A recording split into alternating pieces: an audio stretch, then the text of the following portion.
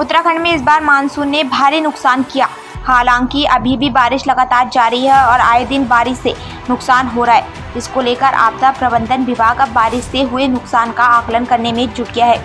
Monsoon खत्म होने से पहले आपदा प्रबंधन विभाग नुकसान का सही आकलन कर लेना चाहता है, ताकि जो नुकसान हुआ है उसका आकलन करने के बाद सरकारी और गैर सरकारी संपत्ति का कितना नुकसान कितना हुआ है यह तय कर लिया जाए और समय से इसकी रिपोर्ट राज्य सरकार को भेजी जा सके।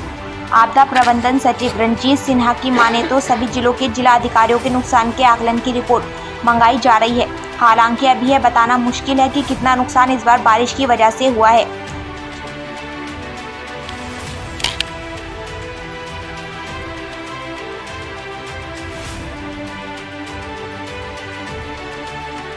आकलन तो भी लगातार जारी है। प्रस्ताव जिस तरीके से आ रहे हैं डीएम्स के हम्म आकलन के, देखिए, इसमें कई तरह के नुकसान होते हैं। कई जगह अगर लैंडस्लाइड हुआ है तो उसमें खेत भी बहे हैं, खेत भी उसमें ज़मींदोज़ हो गए हैं।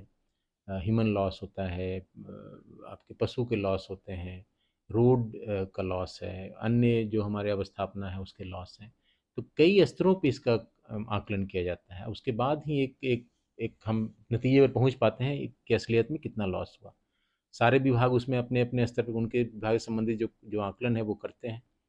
अ, आज की स्थिति में वस्तु स्थिति को बताना मुश्किल है, क्योंकि कई जगह ऐसे हुए हैं कि जहाँ पर कभी आकलन नहीं कर पाए हैं, क्योंकि आपदा कहीं पर है जहाँ पर वो ऐसी क्षति हुई है जिससे कि इमरजेंसी सिचुएशन नहीं है, तो उसमें शायद आकलन नहीं हुआ। लेकिन जहाँ जहाँ इमरजेंसी सिचुएशन है वहाँ पर आकलन हो गया है। तो वास्तविक स्थिति तो कुछ दिन बाद ही हमको पता चल पाएगा। अक्टूबर के फर्स्ट वीक तक हम इसमें आकलन हम करके हम बताने की स्थिति में होंगे। लेकिन आज की तारीख में अगर कहें तो 1000 से 1500 करोड़ का कम से कम नुकसान है।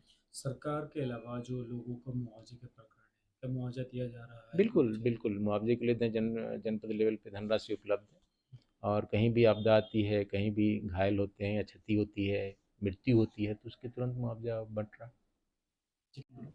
सर, इस बार बरसात में कितना नुकसान हुआ? आपदा प्रबंधन विभाग लगातार आकलन कर रहा है, जिलों से प्रस्ताव आ रहे हैं। कब तक आकलन कंप्लीट हो जाएगा?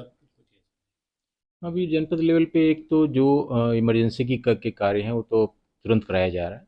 इसके अलावा जो क्षति है जिसमें कि थोड़ा-सा मीडियम टर्म कुछ समय लगने की संभावना है, उनका डीपीआर, उनका आंकलन तैयार किया जा रहा है।